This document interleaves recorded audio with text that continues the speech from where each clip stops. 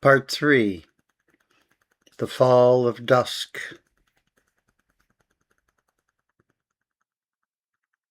Poem number 1.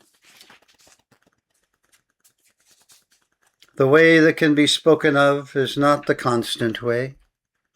The name that can be named is not the constant name. That's from the Tao Te Ching, chapter 1. Poem number 1. When St. Francis came to his senses, he remarked that words only pretend to say so many things, but they never touch the ground where farmers know thick from thin. Words, like to pile acceptable lies on acceptable lies, like a dewy decimal system of useless facts babbled by the masses and ritualized to the nth degree. But carpenters know there's nothing new under the sun. Words like to prance on tiptoes, as though the world were sane and true, but truth may be that they only spew sickly sentimentality to sell, that only shatters and rots with the least scrutiny. The winds of change may come, but they too will go to where winds blow. Poem number 2. Some are young in the ways of the world, not I. I've seen too much of a world of pedantry that closes in, boxing in a fool's brow, wrinkled with critical questions about the sun's shadows and the moon's warm beams. Gnarled knuckles garnish the wrinkled brow, dishing out a history of maybe slavery, or simply of life's struggles to eat and live and move and die. Some, it seems, may have enough of the ways of the world to entrap and to upend. Minds once brave and inquisitive soon or late die a soft death of commands from 7 ancestors. They all bow in ragged rags soiled by all they know and would be willing to kill for, killing for a rag-tear chump of mind that leaves no doubts about shields and flags. Poem number 3. I would have one man love me with so much caring as to hold me in his unblinking eyes. And I would love him so much more than surely as we stand inside by inside with so much quivering, and we could weave such a temple with our warp and weft, and the great mountain would shudder to behold and behold and behold centuries hence. Poem number 4. After I moved out of the jungle of the city into the cradle of the valley, I started to learn the lore of farmer folk.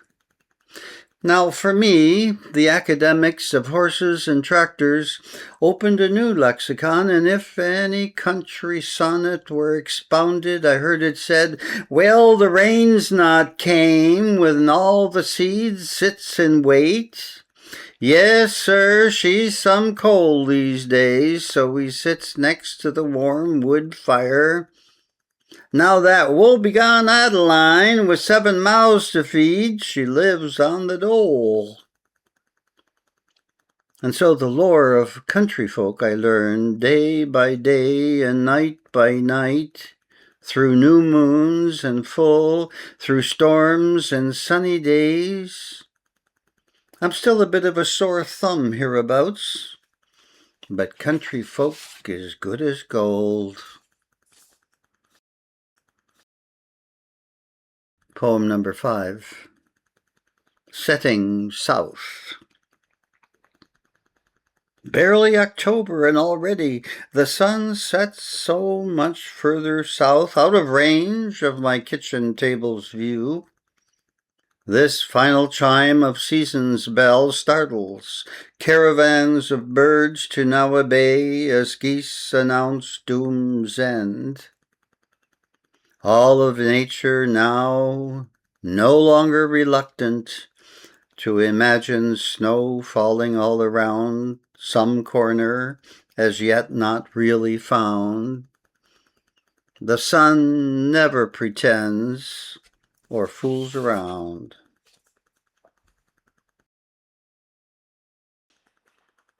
Poem number 6. The white clouds were casting black shadows on the green meadows.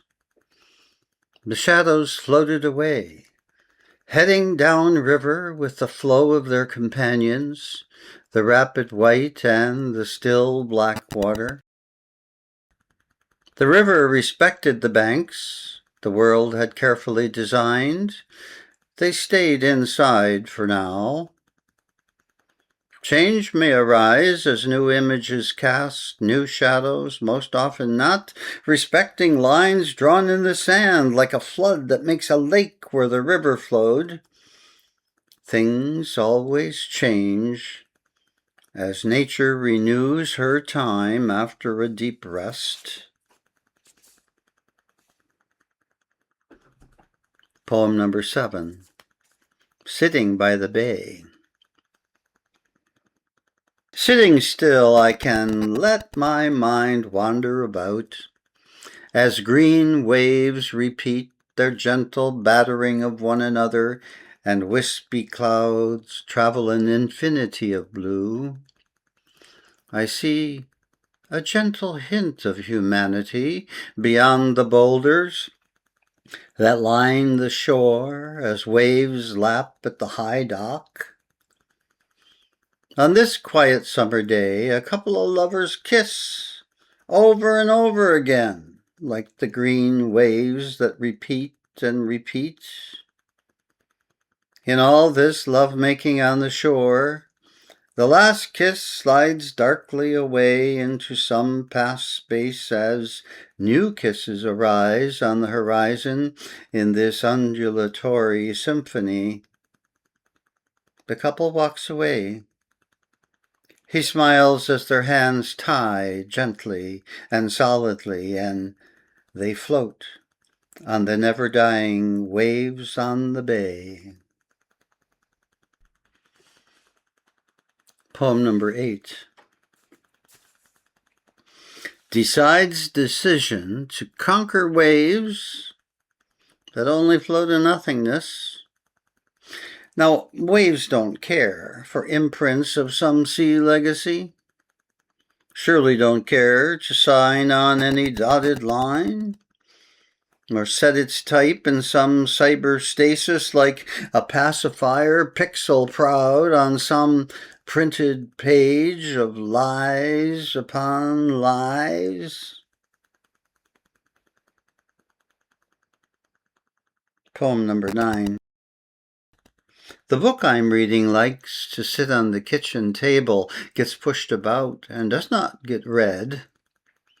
It's pretty enough with a fine art cover that I like to analyze, and I think that maybe the story will silently unfold all on its own terms. Oh, the immeasurable strength of my lackadaisical lack of acumen. The road unfolds before me with its many lists.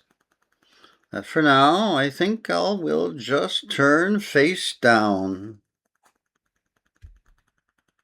Poem number 10. It's a nor'easter. In the distance, waves run in circles on the young green field of hay, incessantly circling in the green river's turbulence, never settling to still. Even a new green maple leaf or two float vigorously on a surprise wind. They finally hit the ground, running here, then there, whirling and never settling down. In spite of which, the yellow school bus at 3 p.m. brightens up the distant road. Black bikes and black crows careen on today's nor'easter. Poem number 11. As a preface, this poem called Rhodora by Ralph Waldo Emerson. If the sages ask thee why this charm is wasted on the earth and sky, tell them, dear, that if eyes were made for seeing, then beauty is its own excuse for being. Poem number 11. The gentle rain's gone now to rivers and streams, and has gathered an awesome momentum, good enough to tear my house down. Now the leaves seem to be shaking their glistening trees, and their shadows seem to foil their owners who cower to mere maybe land of convex mirrors that shine. The rain's left its wash and scent of newness that every Rhodora knows from centuries before and beyond. Poem number 12. Baking bread and writing poems.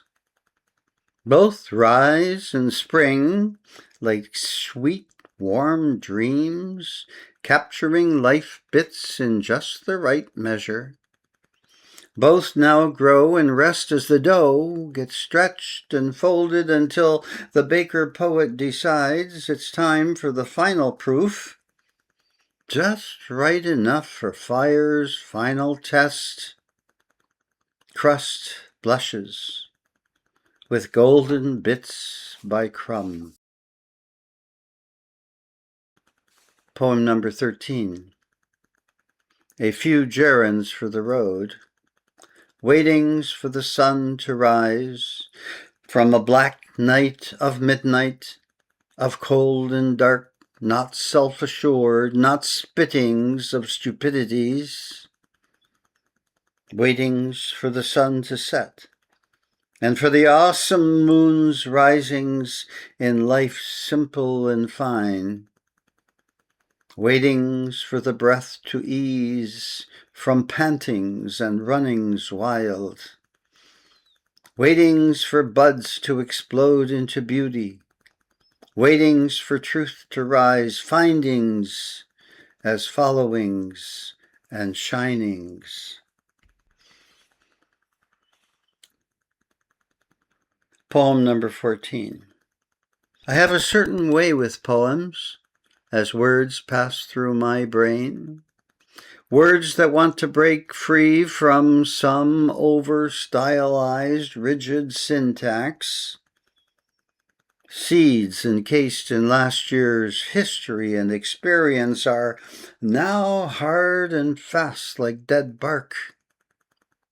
There is a subtle inside that squirms at spring's behest, certain, like a newborn's child's eyes, all of light and interest, and not yet set in time's cement. So let's not forget our little unpublished seed yawning at stretch.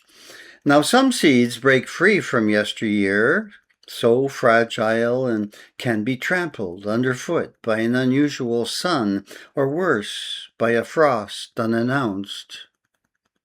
Some seeds grow only to find themselves enwrapped by thistles and thorns, and who, as a consequence, may well lose all hope to grow.